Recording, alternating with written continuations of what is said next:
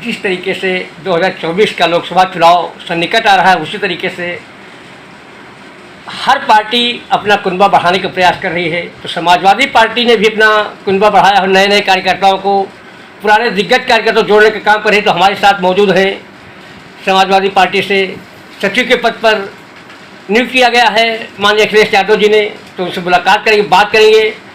भाई साहब, सबसे पहले तो आपका नाम क्या है, जो आपको किस पद पर मनोनीत किया गया है? मेरा नाम मोहम्मद असलम है और मैं समाजवादी पार्टी का वर्कर हूँ। मुझे उत्तर प्रदेश समाजवादी पार्टी का सेक्रेटरी माननीय अखिलेश यादव जी की अनुमति से प्रदेश अध्यक्ष पटेल साहब ने बनाया है। आप कितने दिनों से राजनीति सक्रिय है और किन किन पदों पर समाज की सेवा की है, जिससे कि आपके अच्छे कार्यकाल को देखते हुए माननीय अखिलेश यादव जी ने आपको सचिव बनाया है, प्रदेश अध्यक्ष ने बनाया है?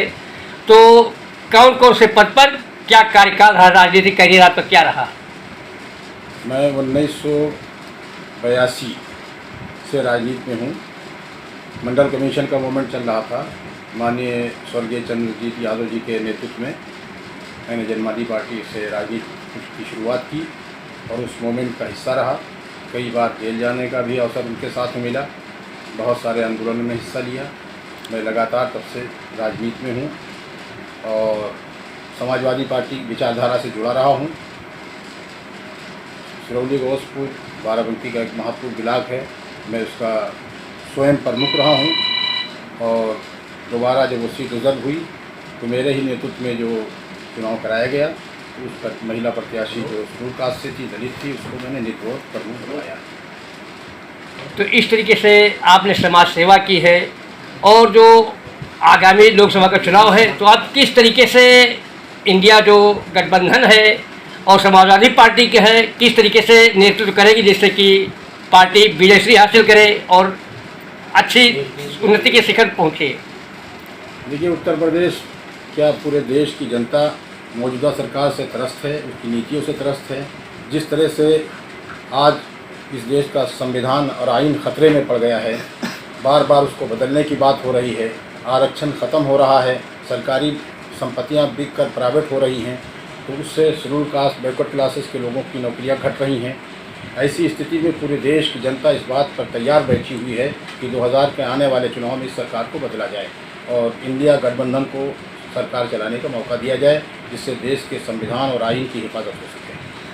अच्छा, जिस तरीके से भ्रष्टाचार को लेकर के, गुंडा राज को लेकर के भारतीय जनता पार्टी सत्ता में आई, हम देख रहे हैं, आप देख रहे हैं, पूरी जनता देख रही है कि ना तो गुंडा राज कम हुआ, ना भ्रष्टाचार कम हुआ। यहाँ तक कि मुख्यमंत्री जो योगी आदित्यनाथ जी, उनके नेतृत्व जो सरकार भाजपा की चल रही है, उसमें शादी घोटाला हो रहा है। यहाँ कि जो श्रम विभाग के वर्कर हैं, श्रम विभाग के, उनके द्वारा जो शादियाँ की गई हैं, यहाँ तक कि बुजुर्गों की, नाबालिगों की, और इन लोगों की शादियाँ की, जिसमें बहुत बड़ा घोटाला है, करीब करीब जो है 280 करोड़ का घोटाला हुआ है। इसके बारे में क्या कहना चाहते कि ये तो कहते हैं भ्रष्टाचार मुक्त है, जीरो टॉलरेंस काम करते हैं, लेकिन इसके बावजूद भ्रष्टाचार की जननी मालूम होता है, इसके बारे में क्या कहना है? वर्मा जी, आप जो है एक विभाग के भ्रष्टाचार की बात कर रहे हैं।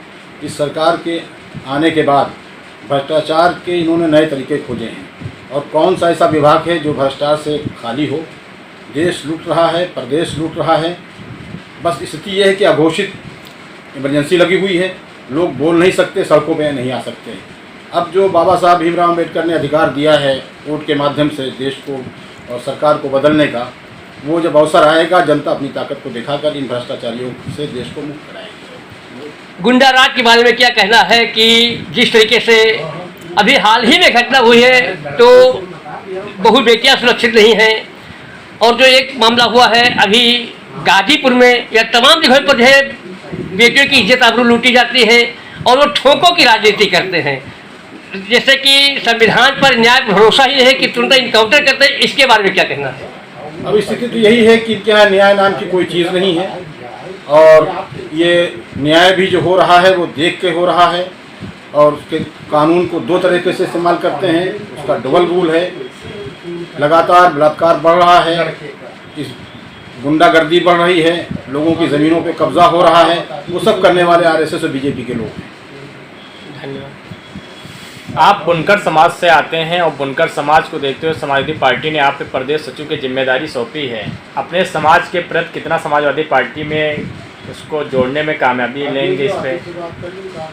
देखिए, बाराबंकी ज़िला जो है वो मुसलमानों में बुनकर बाहुल है। जो भी मुसलमानों की यहाँ आबादी है उसमें सबसे ज़्यादा बुनकरों की आबादी है। और समाजवादी पार्टी ने मुझे जो प्रदेश का सचिव बनाया है, तो मेरी जानकारी के हिसाब से अभी तक बाराबंकी जनपद में इतने बड़े पद पर किसी बुनकर बिरादरी के फर्द को नहीं बिठाया गया। मैं धन्यवाद देना चाहता हूँ अपने विधायक और माननीय नेता श्री फरीद महफूज कदवाई साहब का, जिनकी निगाह इस पे गई और उन्होंने राष्ट्रीय अध्यक्ष जी से कहकर और ये पद मुझे दिलाने का काम किया। मैं उनका धन्यवाद देता हूँ, उनका शुक्रिया अदा करता हूँ कि बुनकरों पर उनकी नज़र गई। और बुनकर समाजवादी पार्टी का परंपरागत वोटर है। पूरे प्रदेश में एक मुश्त समाजवादी पार्टी को वोट करता आया है।